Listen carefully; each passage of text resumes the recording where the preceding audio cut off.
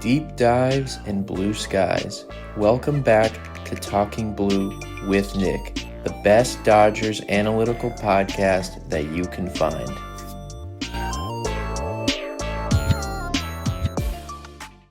Ladies and gentlemen, welcome back to Talking Blue, the best Dodgers analytical podcast that you can find. I will be your host, Nick.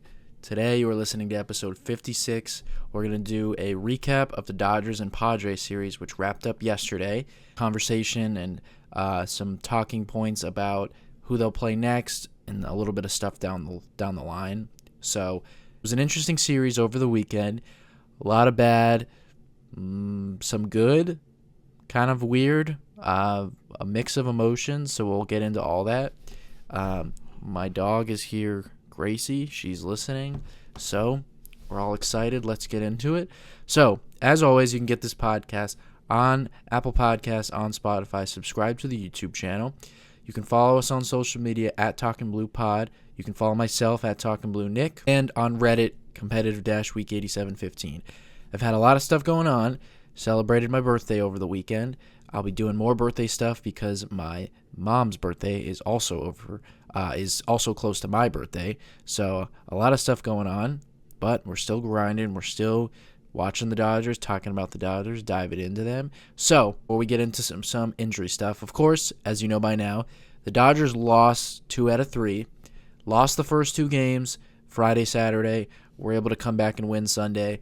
They are now currently tied with the Padres, 74 and 57, tied for first place. 5 weeks to go in the regular season. We are in the last week. It is Monday, the last week of August, and then, of course, September. So 5 weeks to go, 31 games, tied, dead even for first place. Now, of course, the Dodgers do have the tiebreaker, so you could say essentially they're 1 game up. If the regular season ended today, they would win the division. So they did the right thing this year in winning the season series, which helps them. That did not happen last year. That wasn't the case last year. The Dodgers didn't beat the Padres in the season series, and they needed to straight up win the division. So that's always a good thing. Highly mixed emotional weekend. Some stinkers Friday, Saturday. Almost, you could say, lifeless performances. Looking like we might have been headed towards that Sunday, and then a couple guys really stepped up. Good, some bad. We'll talk about it all quickly. Injury updates. We know the Dodgers' injury situation is always fluid. 2 guys came off the IL as predicted or as anticipated before the series. But Max Muncy, of course, he's got the oblique strain. Another good update was that he is set to face live pitching this week. And then if that all goes well, he will begin a rehab assignment and then could possibly join the Dodgers on the next road trip, which would be a week from now, which basically means he could probably face live pitching today or tomorrow at some point during the Red Series, and then over the weekend go on a rehab assignment, probably play a game or 2, and then next week when the Dodgers play, I think it's the Pirates or the Orioles, Muncy will come with the Dodgers. So that's good news. Tommy Edman, we know he's one of the guys that's probably the farthest away of all the injuries. He feels that his ankle will be healed enough that he can play center field. That's kind of been a thing with Tommy Edman going into this year. It looked like he was going to play more second base, but of course they like him as that Swiss Army knife that can play multiple spots. With the way the outfield and the entire roster has kind of developed, with Mookie playing a good short, with Andy Pajes playing good in the outfield and hitting, like he has all year, and then guys like Conforto, who has been awful. It would be huge if Tommy Edman could play center. It could kind of solve a lot of things. That would be really important, and that hasn't happened when Tommy Edman has been healthy because he's been kind of dealing with this ankle thing all year. So that'd be great if he could get it to the point that he could actually play center field. Okay, Michael Kopech will return during, I believe, this Red Series. Definitely will be back by the Diamondbacks series this weekend, but it looks like he actually could be activated during this series. Of course, we know Tanner Scott and Kirby Yates were both activated. They both pitched for the first time on Sunday, so they are off the IL. Kike Hernandez will definitely be activated during the Red Series. They haven't given an exact date. It looks like it should be today, and hopefully we'll see like Buddy Kennedy or someone like that off the roster. They just haven't put an exact date. They've said during the Red Series, which could mean today, could mean tomorrow. Hae-Sung Kim should also be pretty soon. He really struggled with the bat, so we'll see what they actually do with him. They could leave him down there a little bit longer. Brock Stewart, again, is building back up. Probably him and Tommy Edman, probably the last two guys to return. Roki Sasaki is continuing his rehab. I think he will have his third rehab assignment in a couple days. And then that's pretty much it. We'll see, like I said, with Hae-Sung Kim. And then we'll see. There are some interesting possibilities. Michael Conforto, do the Dodgers actually DFA him? A lot of people want him DFA'd. I am now officially on that bus, on that train. I shouldn't say officially because I've wanted it for a while. I just usually don't talk too negatively. Not that I'm like a softie or anything, or can't tell the truth. But it's time for Conforto to be gone. They have other options. Again, they might wait ultimately until like Tommy Edman is going to come back. I don't think that Kike Hernandez returning necessarily means they're going to DFA Conforto, but we'll see. I think it's time for him to be gone, but we'll see if that actually happens. So that's pretty much all the injury updates. Like I said, this weekend, once we play the Diamondbacks, a lot of guys should have returned, and at that point, it really only leaves Muncy and Tommy Edman that you're kind of waiting for to come back, and then I guess Brock Stewart. So let's go ahead and get into the first game. First two games were very depressing. I did not watch a lot of the second game, so I don't have too much like insight from watching it live. So first game, Friday night, Blake Snell versus Yu Darvish. Alex Freeland hit his first big league home run. Dodgers go up 1-0. Later on in the fourth inning, this was the Padres rally. Kind of two similar games. Manny Machado tied up the game with an RBI single. And then later on, Xander Bogaerts hit a sac fly to make it 2-1 Padres. And that score would hold all the way until the end. The Padres won by a score of 2-1. So, of course, we'll kind of break down the game. For the Dodgers, it was Blake Snell for 7 and then Eduardo Henriquez for 1. So they didn't even, they only needed 2 pitchers. For the Padres, Yu Darvish was obviously really good. He went 6 innings, 1 hit, 1 earned run, 1 walk, 5 strikeouts. Then it went to Jason Adam for 1, Mason Miller for 1, Robert Suarez for 1. He got the save. Quickly, I'll just talk about Blake Snell because he pitched good once again. 2 similar-ish starts against the Padres. Blake Snell has had a ton of swing and miss since he's come off the IL and has looked more like himself. These 2 starts against the Padres didn't necessarily rack up a bunch of strikeouts.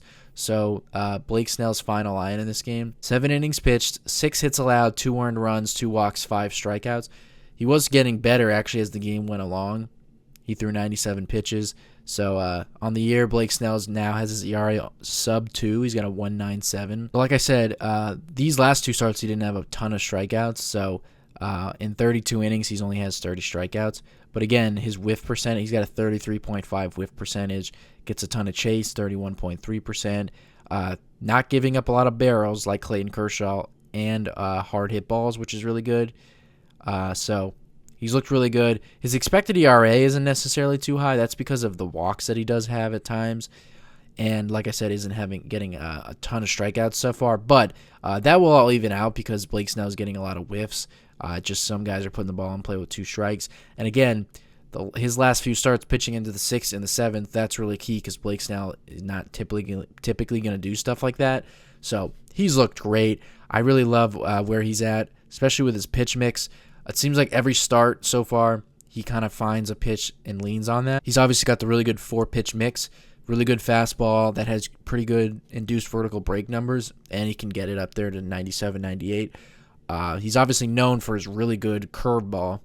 There has been times where he hasn't had that pitch, and he's leaned more on the changeup. This was a start that he had pretty good curveball for the most part. Only 13 whiffs in the game, which I think is the least amount that he's had so far. The Dodgers don't mind Blake Snell pitching a little bit more contact, getting deeper into the game. His numbers have been great so far this year, and we're getting. It looks like we're getting second half Blake Snell. Peak Blake Snell. That's really good. So that's pretty much all the positives about this game. This game sucked. There was no offense. The Dodgers had 3 hits. Obviously, Freeland hit that home run. That was pretty cool. He crushed that. I was pretty shocked because Freeland, like when you don't see a guy take a ton of at-bats, you're just getting used to when you're watching him on TV and stuff. So you don't know, like, when he barrels up a ball, is there a chance it gets out, all that. When he hit that ball, I was like, oh, that's gone. And made me sit up and, smile. So that was pretty cool. I really like Alex Freeland so far. I'll talk about him a little bit. It's kind of one of those maddening games where for the longest time we've been waiting for the Dodgers starting pitching to get on track, guys to come off the IL, bullpen, and this is a game where they have Blake Snell pitch 7 innings, only give up 2 runs, and you're left with a loss because you couldn't generate any offense. Previous week, put up good at-bats against Yu Darvish, hit him pretty hard. Yu Darvish always pitches well against the Dodgers. Obviously, when they lose this game, now the division lead is back to a tie. They went in with a 1-game lead. It just, what hurt is that, in the previous weeks, losing games to the Angels and to the Rockies, that would have helped. So one loss to the Padres doesn't necessarily lose your division lead. So that's what really made this game hurt when you think about it. This was more of a game where it felt like certain things just weren't going the Dodgers' way. Shohei in this game hit 2 balls. One was 115 off the bat, and one was, I think, 108 point something, and he didn't hit a home run or have anything to show for it. The first one he hit off Yu Darvish was a missile to right field that he just hit right at Tatis and didn't get it. He was on top of the ball, so no backspin for the ball to fly out of the stadium or get over Tatis's head. The second one he hit was in the 9th inning off of Robert Suarez, which obviously would have tied the game. He just... the ball was up in the zone, so he just got under it, so it didn't carry out. He kind of pimped, not pimped it, but looked at it like it might have got out, so that was a nice tease that sucked. There were a couple of nice defensive plays from the Padres, and then Mason Miller comes into the game trying to set up Robert Suarez. Didn't have his best command right away. That's one of the things with Mason Miller. Throws super hard, gets a lot of swings and misses, but he will allow some walks. He walked Michael Conforto. Then after Andy Paz flew out to center, another walk to Alex Freeland. So first and second, 1 out. And this was a crucial decision. Dave Roberts pinch hits Dalton Rushing for Buddy Kennedy. So an interesting move. Obviously, Will Smith was starting behind the plate, so Dalton Rushing. This is a move where when you have a lot of these injured guys like Hae-Sung Kim, Kike, that your depth kind of gets tested. Obviously the stars are in there, but your depth is tested where you're pitching with your backup catcher. Now, Dalton Rushing had another big moment later in the series that we'll get to. In this moment, when he first came out to pinch hit, I didn't like it because Mason Miller is the best swing and miss pitcher in the game. Nobody gets more swings and misses than him. Dalton Rushing has had a ton of swings and misses. And at this point in the game where you're really struggling to generate offense, you have 2 base runners because Mason Miller, walked 2 guys. He didn't really do anything. One of the worst things you could do is strike out. And then, now Shohei would have been on deck. So really the worst thing you could do is ground into a double play. And that's exactly what Dalton Rushing did. When he first came up, I was, of course, scared of a strikeout. He actually somehow made contact and hit the ball hard. I think it was 98 off the bat. Hit it right to Luis Arraez, who turned the double play, threw the ball to Xander Bogaerts covering second. Xander Bogaerts throws the ball to Mason Miller covering first. He actually threw the ball in the dirt, and 6'5" Mason Miller somehow picks the ball. And double play, disaster. Shohei doesn't get a chance to hit. But again, another thing that doesn't go your way, Rushing hits the ball hard right at Arraez. And then again, I tweeted out 7-foot Mason Miller picks the ball on the run to first base. I mean, again, you got to give him credit. It's a great play, but how did he pick the ball? That should have been a ball that bounced off his glove, I thought. So, whoever was running on third, I think it was Conforto. I don't think he was rounding the bag anyways, so who knows if a run comes in to score. Just one of those moments. Then in the 9th, they did rally. Mookie got on a single. Freddie hit a double, and then Teoscar Hernandez came up to tying run on third and just struck out. Robert Suarez just executed really good. He buried in a 102-mile-an-hour sinker. So, again, it was what was annoying is that the Dodgers just generated 0 offense, literally, except for that rally in the 7th where Mason Miller walked 2 guys, and then they finally created rally in the 9th. Nothing rally. No rallies throughout the whole game. Just 3 up, 3 down all game. Dodgers had just come off the sweep of the Padres. The division's now tied. Theoretically, you just need to win one of the next two to get out of there even. But it wasn't crazy to think the Dodgers could come back and win the next two. It was an unfortunate game, but you look for them to bounce back. Game 2, Tyler Glasnow's on the mound on his birthday, which is pretty cool, taking on Nestor Cortez. Dodgers have a lot of guys who hit lefties well and obviously have pretty good numbers against Cortez. So I was very hopeful for this game. This is the night I celebrated my birthday, so I actually didn't see a ton of this game. So I don't have like a lot of the little insights from like watching every pitch, but the Dodgers lost the game 5-1. It was actually an even worse game in terms of offense because they had 2 hits, and the one run was another solo home run from Alex Freeland. So Tyler Glasnow went 4 innings in this game, 2 hits, 3 earned runs, 4 walks, 3 strikeouts. So immediately going into this game, I was thinking of a couple things. You got to put up runs against Cortez.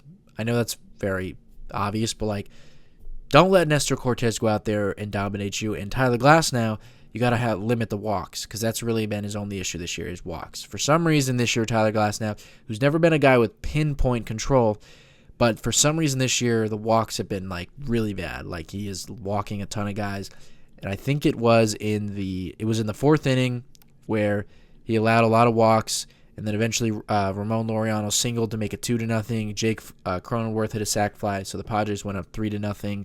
Eventually, Alex Freeland will make it 3-1 with that homer, but then Xander Bogaerts made it 5-1 in the 8th, and that was pretty much it. Again, the only hits in this game were the Alex Freeland homer, which was a pinch hit home run, by the way, and then Miguel Rojas had a hit. That's it. And the Dodgers didn't even strike out that much, 7 strikeouts, but no walks in this game. So literally your only 2 base runners were from those 2 hits. Padres didn't make any errors or anything like that. Completely shut down. Nestor Cortez pitches 6 innings, 1 hit, 0 earned runs, 0 walks, and then 3 strikeouts. And then Jason Adam pitched again.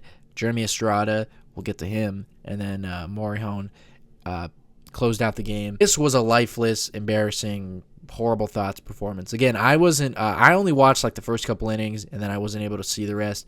Once the Padres were up 3-0, felt pretty lifeless. Just again, Tyler Glasnow clearly didn't have it in that inning and gave it up, walked the bases loaded, or however they loaded the bases. Like I said, I wasn't watching that inning, but I know that walks definitely screwed him. It seemed like early on he had good stuff when I was watching. He was getting some swings and misses, some strikeouts, 6 whiffs in this game. So, again, only went 4 innings. But, again, it wasn't necessarily a start that you should, right away think it's over. But with the way the offense was looking, when the Padres scored 3-0, it felt like 10-0. And that is, not good. So this was completely lifeless. Like I said, all horrible thoughts. Now you fall down a game in the division. You lost 2 to the Padres. Now, again, I wasn't thinking it's over, but all the bad thoughts, if you don't generate offense, you won't win games. I know a lot of people, one of those old, I don't want to say old school because it's not old school or new school. It's just regular thinking. Pitching will help you win. Pitching is what you need to win. Pitching. It's true. There's no doubt about that. But if you don't generate offense, you will not win games. And I know it's like, no crap, if you don't score runs, you can't win a game, literally, if you don't.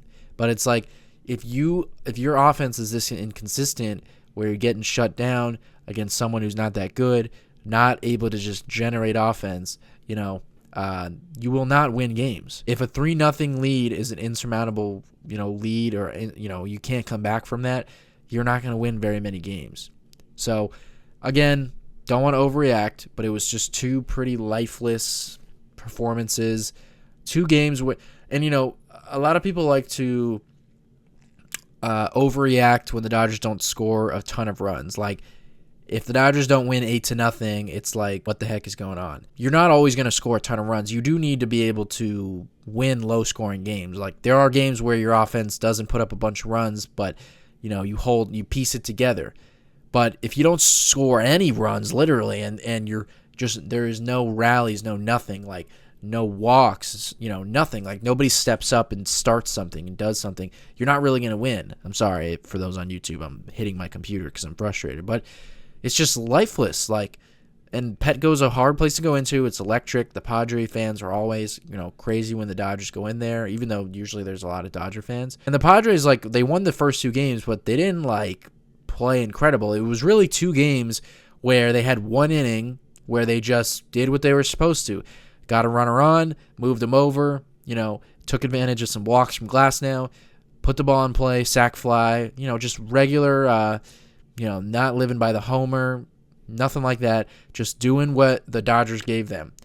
Give us a walk, we'll take the extra base, we'll bunt a guy over, we'll hit a sac fly, we'll go up 1-0, 2-0, and then our bullpen will shut you down. I tweeted before this game, actually, that I needed to see some stuff. I needed to see some good at-bats from Will Smith, Shohei, and then I also mentioned Teoscar Hernandez. Will Smith in the previous 15 games, and really the month of August, has really struggled.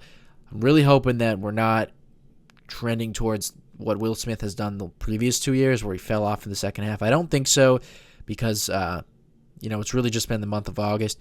But we'll see. He's been really cold in the month of August.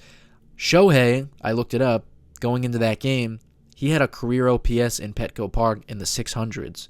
So, and again, think about Shohei's tenure with the Dodgers, all the big games that they've won and lost in Petco. He hasn't really had any moments there. Think about in the postseason last year, it was Teoscar, Will Smith, Mookie, those guys who had got those big hits. Think about earlier this year. Andy Paez had some big hits, Teoscar. And then think about last year in the regular season. Really, Shohei had never really done anything, so I just found that interesting that he has bad numbers at Petco. And then Teoscar was the other guy noted because he crushes lefties, has good at-bats against Nestor in numbers in his career, and I was really just looking for Teoscar to, homer off Nestor, I don't know, bring the vibes up. So, again, just this sucked. I was out this night celebrating my birthday, kind of not ruin my night, but when you're a fan like me and watch every moment and all that, it just, it was hard to not think about. Just put more emphasis on the third game for Sunday. You're now down in the division 1 game. You need to win 1 game to even up the division. Sunday quickly became the biggest game of the year. Obviously, late in the season like this, your next game is the biggest game of the year. But this, I put it out on my Twitter, it goes without saying, but this is the biggest game of the year. You have to figure out a way to win 1 game. Get out of San Diego with a tie in the division. Do not leave San Diego down 2 games because you really screw yourself and really put a lot of things at jeopardy if you leave 2 games. Of course, it doesn't mean they couldn't win the division or anything like that, but you need to get out of San Diego with 1 win. Just one win, get out of there with a tie, and then we'll handle our business over the last 5 weeks. So, of course, Sunday afternoon, Yoshinobu Yamamoto versus Nick Pivetta. Good pitching matchup, and Yamamoto, quickly in his career, is in his young career, is getting a reputation as a big game pitcher. So I felt good about Yamamoto on the mound. Just had to put up a bats against Pivetta. So quickly in the first inning, this just shows how difficult runs are to come by sometimes for the Dodgers. They load the bases with nobody out. So it is bases loaded, nobody out in the first inning. Teoscar Hernandez cranks one to dead center. Ramon Laureano robs a home run, which would have been a grand slam. Obviously, the Dodgers get a run, so that's good. And they still have an opportunity to put more on the board. But, wow, I was, pretty pissed when this happened. Not putting the game out of reach or whatever. It's the first inning, but, a lot could happen. And you can't even get, you just get Ramon Laureano makes a nice play. And then the Dodgers, of course, go down in order after that. So, really, screwed themselves, a missed opportunity. In the third inning, Elias Diaz, 2-run homer off of Yamamoto. So the Padres go up 2-1. Right away, all the bad thoughts. You're thinking, here we go. We're on our way to a sweep. And again, it's just funny, the motions of baseball. I was actually in my car watching, and Freddie Freeman comes up to the plate in the 6th inning, homers to right center field to tie the game. It felt like there was a big sigh of relief when he homered, I'll be honest. It quickly went from panic to, all right, we're back in this. 7th inning, couple runners on base. Jeremy Estrada comes in. 1 out in the inning, I believe. Dalton Rushing, 3-2 count, hits a home run to right center field to put the Dodgers up 5-2. Easily the biggest swing, biggest home run, biggest hit of his young career. One of the bigger hits of the Dodgers season so far. I mean, given the stakes, given the situation, probably the biggest swing of the season so far when you think about it. A couple batters later, Freddie Freeman hits his second home run of the game, 2-run homer to make it 7-2. Later on in the ninth, Shohei, he would hit his 45th home run of the year. So that was cool to see off a lefty. Dodgers are now up 8-2, and the score would hold. They would win by a score of 8-2. They got the win. Yoshinobu Yamamoto, 6 innings pitched, 4 hits, 2 earned runs, 2 walks, 6 strikeouts. Jack Dreyer for 2/3, Blake Trinan for 1, Tanner Scott for 1, Kirby Yates for 1. So we get to see both those guys off the IL. Blake Trinan only pitched to 1 batter, but he's slowly starting to look a little better after struggling for a bit. Yamamoto, we'll talk about him. We'll talk about all of it. Huge game. Like I said, obviously, you needed it. You needed a win. Going into that 6th inning, it was looking really scary. It was really looking like Dodgers were going to lose 2-1, something like that. Just couldn't generate offense. I remember literally thinking someone has to step up, show some balls, go and win this game. I don't care what it takes. Freddie Freeman, shout out to him because he tied the game. And like I said, from that moment, felt like a sigh of relief for sure. And then obviously Dalton rushing, that was a pretty sick moment. We'll talk about that. But let's just quickly talk about Yamamoto. Like I said, 6 innings, 2 earned runs, 6 strikeouts. He's got his ERA down to 2.90, so that's great. Yamamoto threw more splitters and fastballs in this game. I thought that was interesting. 14 whiffs in the game. 5 of them came on that splitter. Really only made 1 mistake in the game. That was the sinker that was left up to Diaz for that home run. Other than that, pitched great. Velocity was actually slightly up in this game. He was averaging 96.1, maxed out at 97.7, which is, rounded up to 98. So that's cool. Yamamoto understood the assignment and, understood the moment. He had to show up for the Dodgers, and he knows that he never really gets run support for the Dodgers. So, he knew that he had to limit damage, go, deep enough in the game, miss barrels, all that stuff. He did his job. Shout out to Yamamoto. Like I said, he quickly is getting a reputation as a big game pitcher. I like to see that. We know what he did last postseason.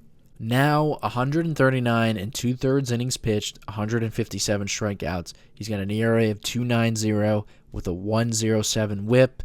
One of the best pitchers in the game so far this year. While not throwing a ton of innings, so nothing too taxing. He's not going to throw like 200 innings, but at this point, with a little over a month left in the season, he'll probably pitch like 160 innings or something like that. So that's pretty cool. Again, Yamamoto has been great this year. He's definitely been a top 10 pitcher in the game. If you were to rank the 10 best pitchers in the game, he'd probably be in that like 11 to 9 slot. And he's still very young. He just turned 27 years old. So his ERA of 2.90 is the 13th best in all of baseball. His FIP is 10th best in baseball. And then his xFIP, his expected FIP, is 9th best in baseball. He also gets a lot of strikeouts. He's got the 10th highest strikeout percentage in the game. I wish his walk percentage was down. It's kind of a weird thing about Yamamoto. His first year, he was pretty good with the walks. For whatever reason this year, he's not as good. Batting average against is 200. That's great. So he's just one of the best pitchers in the game. He has been all year from day one. He's got the 8th highest ground ball percentage in the game. So everything you want in a pitcher, honestly. Limit hard contact. Don't walk too many guys. Strikeouts, all that. Can't say enough for Yamamoto. 27 years old, and he's already been one of the best pitchers in the game. And then I just wanted to highlight that splitter. Basically is like the second best splitter in the game. If you look at run value, which is a number for, it's like a statistic for individual pitches. It's like kind of ranks the best splitters in the game. So, for example, Nathan Eovaldi has the best splitter in terms of run value, and Johan Duran. Yamamoto is 5th. Now, when you go to batting average against, he has the second best batting average against at 151. He has the second best slug at 277. He has the second highest whiff percentage on a splitter at 39.7%. And then again, his expected batting average is second. The slug is second. So everything about it basically is the second best splitter in the game, one of the best pitches in the game, while also having a pretty good fastball, especially in terms of run value. His four-seam fastball is actually even higher than his splitter. That's a top 20 pitch in the game. So 2 elite pitches. Also has a pretty good curveball. Keeps the ball on the ground. And again, he is quickly becoming a pretty good big game pitcher. His batting average against on his four-seam fastball is 205, so that's pretty nasty. His splitter is 151. That is elite. The curveball is 239, so that's pretty cool. That pitch, he kind of struggled with at times early in the year. The cutter's down to 241, and then the sinker's 278. He also throws a slider, 119. He doesn't throw that often. Can't say enough about Yamamoto. He's the Dodgers ace. Should be getting the ball in whatever game 1 series they play. We'll see how that works out. Obviously, he's only going to go on the 5 days rest stuff. So, maybe there's a chance that they pitch him like last year on a game 2 because they would like him to go in a possible game 5, something like that. But Yamamoto is one of the best pitchers in the game. He so far is living up to that contract. So far in his young career, in 229 innings pitched, he has a 2.94 career ERA with 262 strikeouts. So far in over 200 innings pitched in his young career, he is a guy who gets a lot of strikeouts and limits, home runs and hard hit contact, and he's just been really great. So I love watching him pitch, and I feel really confident about him when he's on the mound. Then I'll just talk about Freddie, Mookie, and then Dalton Rushing from this game. The Dalton Rushing moment was pretty sick. I can't say I predicted that 3-run homer, but I was envisioning, I will be honest, I was envisioning a 3-run homer to right field. I was envisioning that Joe Davis call, the biggest swing of his young career. Joe Davis has used that line a couple times. I think he made it with Gavin Lux one time, and then a couple other guys. So, again, I can't say I predicted it, but I was sitting on my couch, and I was definitely envisioning that moment. So that was a pretty sick moment. Again, especially after that pinch hit kind of disaster. Not really his fault, but like the disaster in Game 1 where he grounded into the double play. Hit that home run there. That's pretty sick, especially, with Will Smith struggling. One of the bigger swings of the year, without question. Sick moment for Dalton Rushing. Then Freddie Freeman and Mookie Betts. That's what we'll wrap up. Freddie Freeman, I just wanted to give him credit. Freddie Freeman will be 36 years old in less than 3 weeks, and he currently has the 12th best OPS in Major League Baseball. I just thought that's pretty sick. On the year, 35-year-old Freddie Freeman is hitting .302 with a .375 on base, a .501 slug, and an .876 OPS. He actually has a higher slugging percentage than Juan Soto, than Vladimir Guerrero Jr., than Will Smith, his own teammate. He's brought the power in the second half. He's been so good for a while now. I've talked about it, how badly he struggled in June and July, but really for the last 30 games or so, he's been on a heater. If you look at his numbers, WRC plus 142, which is also 12th best in baseball. So if he continues this heater, he might get into like top 10 hitter in the game territory. He's been great. Can't say enough about Freddie Freeman. It's just been such an honor to watch his, Dodger career. He's been in the big leagues for basically 15 years. Every year he's been consistent. He's going to be a Hall of Famer. And it's been really cool to watch him in a Dodger uniform these last 4 years. He's just been amazing, battling through little knick-knack injuries, personal stuff with his son, obviously the way he struggled in the middle of this year, and to still, once again, have an OPS plus, weighted runs created plus in the 140s. He's in the batting race. It'd be cool to see him win the batting title. The Dodgers have 2 guys who are in that race, obviously him and Will Smith. Now, Will Smith is down to 297, and he's been struggling, so it's not looking good for him. But Freddie Freeman currently leads the NL with a .302 batting average. Right behind him is Trey Turner at 300, Sal Frelick 298, and then Xavier Edwards 293, and then Will Smith 297. So we'll see if Freddie could win it. He came close a couple years ago. He's been close throughout his Dodger career. He actually, 2022 was close, but Jeff McNeil beat him. Then 2023, Freddie Freeman, I think he hit like 320 something, and didn't win it because Luis Arraez hit like 350 something that year. So, and then last year he didn't have as high a batting average. So, it'd be cool to see Freddie win one. I forget if Freddie Freeman's won a batting title in his career. I'm not sure, but he might have won in that 2020 MVP year. And then lastly, I just wanted to talk about Mookie Betts, because once again, Mookie Betts had 3 hits in this game. Continues to not have a ton of slug, but he's getting his numbers up there slightly. Been better in the month of August. As a whole, he's been pretty good in the month of August. But if you go all the way back to August 5th, which would be 17 games for Mookie, so pretty good sample size. That's like in a baseball month, that's like 3/4 of a month.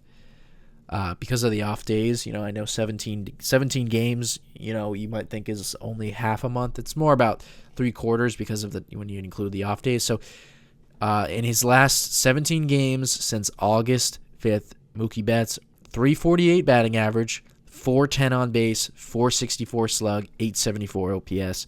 Gives him a weighted runs created plus of 148. Much more in line with what his career kind of numbers would look like.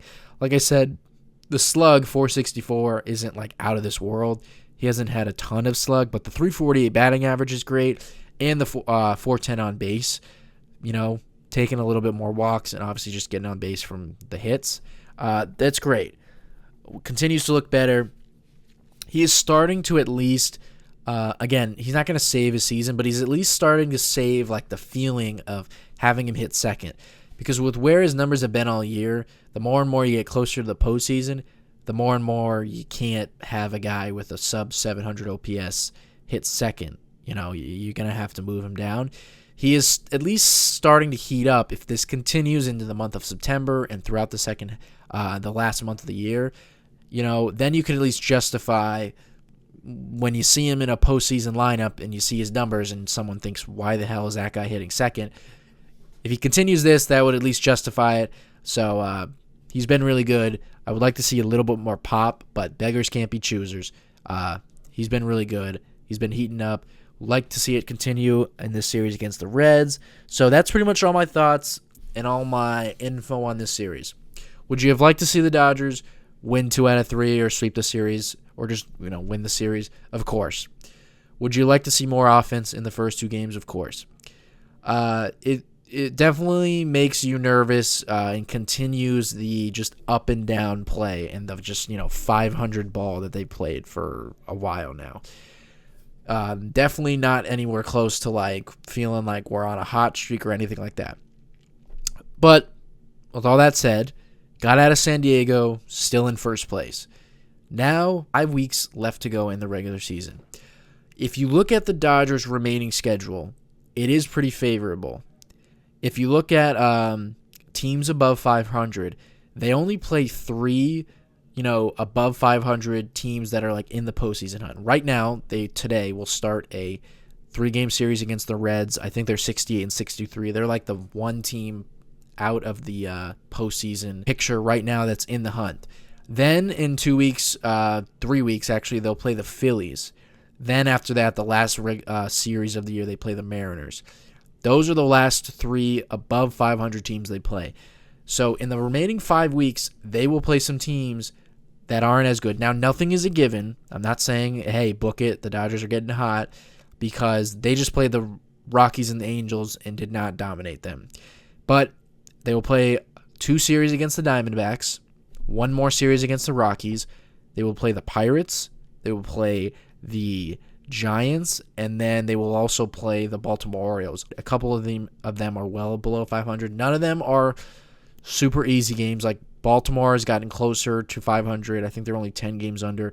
Arizona is still one of the best offenses in the game, and they're closer to 500. And the Giants are also only a few under 500. So none of those are easy series, but really the Dodgers have 3 weeks now of teams that won't scare you is what I'll say.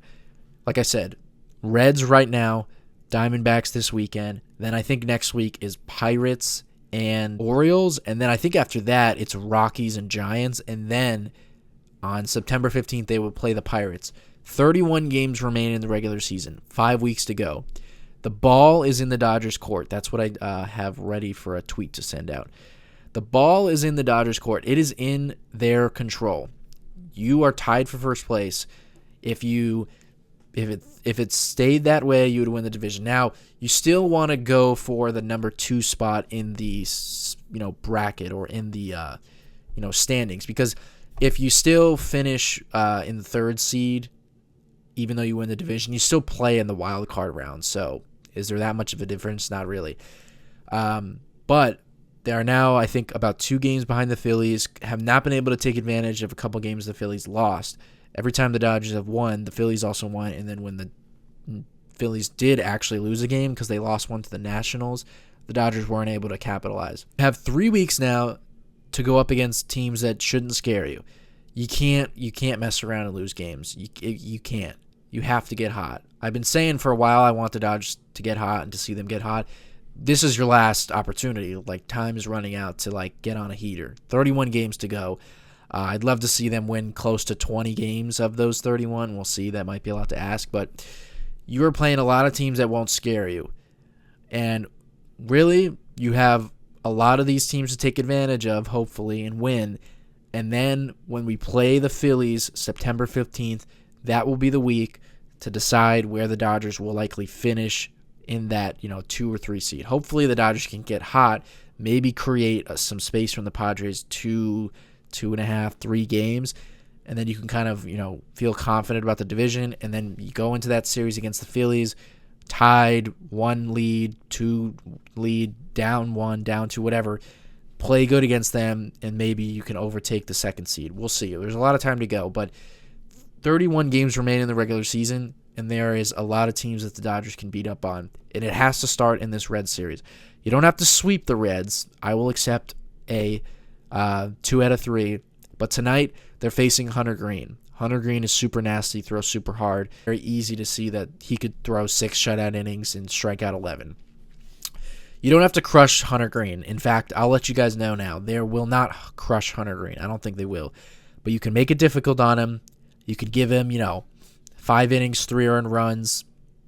Emmett Sheehan keeps you in the game. Bullpen keeps you in the game. And you win a close one. And then we'll go from there. The offense has to show up and start to see some consistency.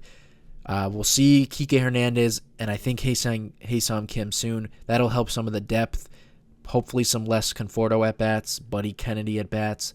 Alex Freeland looked good. I didn't even talk much about him, but I'm running out of time here. And hopefully in a week we'll see Max Muncy. So it is time. It is time to see more consistency with the offense and win more games. You have to. You have no other choice. 31 games left to go. It is right there. As Aaron Boone of the Yankees would say, right in front of you. It is yours for the taking. 31 games. Now the Padres also have a very easy schedule, but the Dodgers have a slightly easier schedule. Because like I said, the Dodgers basically just play the Reds, the Mariners, and the Phillies as their 3 hardest remaining series. The Padres do play the Mets. They play the Mariners now. They also play there's another team I am forgetting, but they also play another good team, and their schedule is just slightly harder. So that's all I have for you guys. Thank you guys for listening. I appreciate you guys sticking out. I've had a lot going on. As always, you can get this podcast on Apple Podcasts, on Spotify. Subscribe to the YouTube channel. Follow us on all social media at Talking Blue Pod. Myself at Talking Blue Nick. At competitive-week8715 on Reddit. We will see you guys at the conclusion of this series. Dodgers, Reds, thank you guys so much for listening.